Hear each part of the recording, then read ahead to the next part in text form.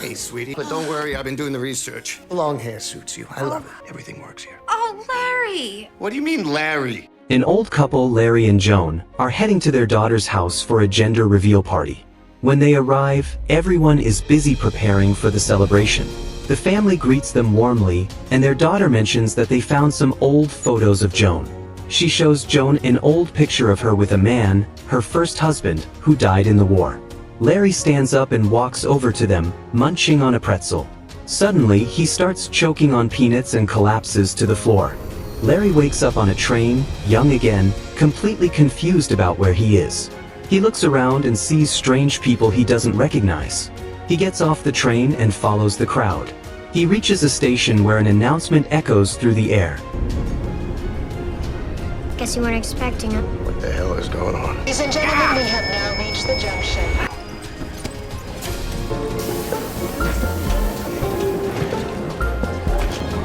The newly dead from North America, arriving in Junction. None of the Middle Ages, none of the leprosy. Hey, Dolly, good to see you. You must be new. Where am I? Well, what is it? Your AC will be with you shortly. The newly dead from North America are now arriving at Junction 301. He tries to ask people what's going on, but they all tell him the same thing. His AC will be with him shortly. Confused, he decides to head to the information counter. He asks the woman behind it the same question, and once again, she tells him his AC will be with him shortly. Larry waits anxiously. Finally, his AC, Anna, arrives. He asks her what AC stands for, and she explains it means Afterlife Coordinator. She tells him he's died and is now in the afterlife. She explains that in the afterlife, your form reverts to your happiest self, and that could be from any age. Larry insists he has to go back to his wife, that she needs him. Anna tells him he's dead now and will get eternity, just like everyone else. The good, the bad, and the ugly. Apparently, living a good life is just a sham. Everything here works just like it did on Earth, not the way we imagined. On the way to his room, an alarm suddenly blares, and there's some kind of commotion below. She tells him not to worry about it and warns him not to run through any red doors. She shows him his room, where he'll be staying while he chooses his eternity. He finally accepts that he's dead. He tries to watch TV, but everything on it is absurd. Restless, he goes outside to wander around and ends up at a bar. There, he talks to the bartender, who tells him he has to choose an eternity and can't change it later. Eternity is eternity. And if he tries to break the rules, they'll throw him into the void for eternity. Larry tells him his wife has terminal cancer and he had to leave her behind. He feels terrible about it, especially after he promised her he'd always take care of her. The next day, Anna comes to his room and asks if he's made a decision. He says he can't, that he wants to wait for his wife. But Anna tells him he has to choose. She says he should think of himself and move on, assume everyone is doing alright. He asks Anna to tell his wife where he went and that he wanted her to come with him. Reluctantly, he decides to go to his eternity. Joan dies as well, and she's on her way to the junction. Meanwhile, Larry is heading to his eternity. On the escalator, Larry suddenly spots Joan and immediately rushes after her. Joan arrives at the junction and asks where she is. Larry catches up to her, and they reunite. Joan! Joan! Joan! Ah, sweetie. I missed you. Pal, look at you. I was in bed and then every time! I told you to slow down on the pretzels. Joe? Yeah. Listen to me, honey. I have shocking news. You're I'm dead. dead. Yeah, how'd you know? So you are the famous Joan. So, what now? And basically, we can go anywhere we want, but then that's it. Told me this for 67 goddamn years. I'm Ryan. I'm your Afterlife coordinator. And... just breathe.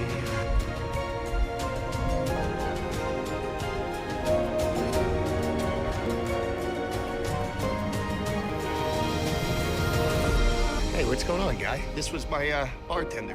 No way. Mook, Oh, no. you're exactly how I dreamt you. Okay, sweetie. What Oh, are you doing? Larry? Okay, sweetie. The second husband. I prefer current husband. The current husband. I have to insist that I explain exactly what's going on to my client. Difficult decision to make. Larry tells Joan they can go anywhere they want, like their dream vacation, but it'll be for eternity. That's it. Joan's AC, Ryan, pulls her away from them and tells her to look in that direction. There, her first husband appears and walks toward her. They finally reunite. Larry says, "That's the bartender," and Joan nearly starts crying. The two of them share a tender moment of affection before Larry interrupts. Larry finally realizes it's her first husband and tries to talk her out of it, but Joan becomes overwhelmed by everything. Ryan steps in and takes her to her room. Joan is still reeling from it all, caught in a painful dilemma because both her current husband and her first husband are here. She changes her clothes and asks Ryan what she's supposed to do. He tells her he's read her file, and he believes she'll find the right eternity and the right person to spend it with. There's a knock on the door. Luke is standing there. She quickly closes the door and asks Ryan again what she's supposed to do. She's married. He reassures her that she'll do all right, then opens the door and leaves, leaving the two of them alone together. In Larry's room, he and Anna are trying to figure out what to do. This case is extremely rare. They discuss it but can't come to any conclusion about how to stop Joan from choosing Luke. On the date with Luke, he tells her he's been waiting for her. He truly loved her and wanted her to have a good life, but he also wanted them to have another chance, and he still loves her just as much as he did on Earth. He leans in to kiss her, but Joan stops him. She says she needs time to think and leaves. Luke is left sitting there alone. Back in her room, she's still anxious. Suddenly, there's a knock on the door. She thinks it's Luke, but it's Larry. He says they have some pretty good options for eternity. Joan says she's not ready for any of this. Her husband died, Karen died, and she died all within a week. And now she's reunited with both her first husband and her second husband at the same time. She grabs her lower back in pain, like an old person would. Larry tells her he knows the cure and tells her to do a squat. She does and instantly feels better, realizing she can use her body to its fullest now. He also tells her he can do anything while jumping, then eats a pretzel and starts coughing. She yells at him. Larry consoles her and says she's tired. They can choose tomorrow. She should rest. He starts getting comfortable in her room, but she kicks him out. Larry goes back to his room, where Anna tells him his time is up and he'll now be moved to the basement. There, he discovers that Dean Martin is also there, and he still performs. He asks Anna if she could help him and Joan meet him, since they're both huge fans. She says she can, but warns him his condition is a bit sad. She shows him his room, and he asks her to do this favor for him. The next day, Larry goes to Joan's room and tells her he has a surprise she'll love. He takes her to a room where Anna is playing an instrument, and the performance starts. Joan is thrilled and happy, but suddenly Dean starts acting strange because of alcohol. He falls and his wig comes off. Larry realizes it's just a body double of Dean Martin and asks Anna about it. She tells him she thought they were fans of the body double and admits she misunderstood what he'd said. Larry says it can't get any worse. The body double says something inappropriate to Joan, and Luke steps in and punches him in the gut. Luke tries to make advances, and an argument breaks out. Joan yells at them to be quiet, then tells the ACs to come with her. After discussing things and making a few calls, they come up with a plan. They tell Larry and Luke that since their case is unique, Joan gets to visit 2 eternities with both of her former husbands and then decide which one to spend eternity with. Larry says that sounds like a high-pressure scenario. They suggest another option. They all go to the same eternity together. Joan says that could work, but both men refuse the idea. Joan gets frustrated and tells them to flip a coin to decide who goes first. They flip the coin and Luke wins. On the way there, they both talk, but there's a bit of awkwardness between them. They chose the mountains. Luke is amazed by it, since he's spent all this time stuck in the junction. They spend some good time together exploring the place. Back at the junction, Larry is trying to figure out how to win Joan back. Anna tells him he's got to remind Joan why she fell in love with him in the first place. He says he doesn't even remember why she fell in love with him. She tells him they have to figure that out, and Larry says there's someone they need to find. Joan and Luke talk to each other. They talk about a lot of things. She mentions that he waited for her for 67 years, and she got remarried in 2.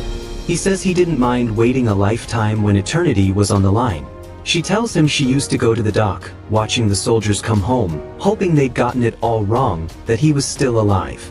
Luke takes her to an archive tunnel, where they see all the happy moments of their life together, as well as the moment he left for the war. And then they see the moment Larry proposed to Joan on that same dock. Anna and Larry go to visit Karen, their neighbor for a really long time. They arrive, and Larry tells Karen she's still old. She tells him she's 72, and that was when she was happiest. She went on a trip with her friend that year. They were lovers, and she really enjoyed that time. He asks her if she knows why Joan fell in love with him, but she says she doesn't. Anna mentions that Luke is here, and they start talking about him. Larry gets frustrated and storms out. Luke is upset. Joan tries to explain what happened, but he says Larry manipulated her and wormed his way into her life. She wouldn't have accepted him if she weren't grieving. Larry sneaks into Luke's room, determined to prove he's not perfect and find some dirt on him. Anna tries to stop him. He searches the room and finds Luke's diary on the table, filled with sketches of Joan. As they're leaving, Luke walks in and starts accusing Larry of manipulating Joan. They get into a fight, and finally, both give up. Luke asks the question he's been holding in. Why did Larry propose to her on the dock? The next day, it's Larry's turn. They head to the beach, but it's packed with people. They sit down and try to talk, but the beach is too crowded, so they decide to go somewhere quieter, out on a boat. They talk about each other's deaths. Larry says he's sorry he wasn't there when she died. Joan says she's in an impossible situation, and Larry says he doesn't understand. She explains that Luke waited 67 years for her, but Larry says he would have waited just as long, no matter what. They go back to the beach. On the shore, Joan asks to visit the archive tunnel, but Larry refuses. He says they could get stuck in their worst nightmare. They sit by the water and talk about old times, reminiscing about their first date. Back at the junction, Luke finds the letter Larry wrote to Joan, telling her he's going ahead and she should come find him in eternity. Joan reads it and says Larry is so selfish. Luke also tells her Larry broke into his room. An argument erupts. Larry starts revealing what he found in Luke's room. Out of frustration, Luke tells them everything about his sex life for the past 60 years. At the end, Larry tells her to choose between them, and they all leave her alone in her room. Karen comes to Joan's room with a bottle of wine, and Joan starts crying. Larry and Luke are both drinking at the bar as well. After a few drinks, the boys start to bond with each other, while the girls talk about their struggles. The next day, Joan tells them she chooses neither of them. Joan decides to go with Karen instead. Luke and Larry both reconcile. Luke tells him he's not that bad, actually pretty decent. He also shares his happiest moment in life. Larry tells him his happiest moment was when Joan was pregnant with their second child and they went to a restaurant. He says there was a new study saying pregnant women shouldn't drink, and they both drank anyway. Larry suddenly remembers something and runs after Joan, who's about to leave, but he manages to catch up with her. He tells her she never had hair like that, and she explains she cut it after Luke died. Larry tells her to choose Luke, since that's when she was the happiest. And knowing she's happy makes him happy. But it doesn't work unless she's truly happy. They both start crying, and Joan accepts it. Joan goes with Luke, and Larry is left standing there alone. Larry meets Ryan and Anna, who are now dating. Larry talks with Anna. She tells him she's proud of him and that he's doing the right thing. He asks why she stayed here all this time. Anna tells him that coming here was an improvement for her. She wanted to help people choose their happiness, but after some time, she stopped caring. Then he came along and showed her the way again with his extraordinary love. She asks if he's chosen his eternity, and he says he thinks he has. Luke and Joan move into their eternity, and they spend good times together. One day, Joan decides to go to the archive tunnel. She watches her married life with Larry. Every day, she spends time with Luke, but a significant amount of time in the tunnel as well. She spends more time lost in thought than actually being present with Luke. One day, she tells Luke she made a mistake. She's not the person he loved. She's changed too much. They start arguing. Luke says he waited 67 years for her, and she says she's not the same person anymore. This isn't what makes her happy. She says she has to go back, and Luke tells her it's impossible. They'll throw her in the void the moment she runs through a red door. He begs her to stay, but she says she has to go. Luke goes to the top of a mountain to think clearly and make a decision. He comes back to her and tells her he's going to help her. They need a distraction. Luke creates a distraction in front of the archive tunnel employee while Joan sneaks in secretly. Luke enters normally right after. Luke tells her to hurry. Joan says her last goodbye to him and walks through the red door. Backstage, she's chased by guards, but she runs through the memories and goes through the door of her worst memory. She's still surrounded by her memories, and the guards are still chasing her. She crawls beneath her own deathbed and manages to reach the platform. She goes to ask the receptionist where Larry is, but she's wanted, so she starts running from the guards again. She runs into Ryan and Anna, and they immediately hide her and save her from the guards. They ask her why she's here, and she asks them where Larry is and which eternity he went to. She heads to the bar. Larry now works there as a bartender. She tells him she knows what she wants now. She tells him she's a fugitive. He asks where she's going, and she says she knows a place. Larry tells her he'll come with her. Ryan and Anna send them to a discontinued eternity, one where they'll never be found. Where's Larry? Where is he?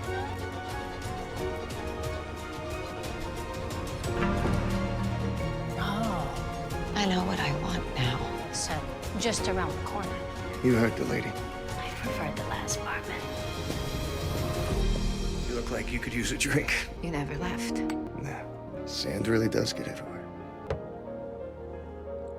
Is that for you? Oh yeah, I'm kind of a fugitive. Where are you gonna go? I know a place. When do we leave?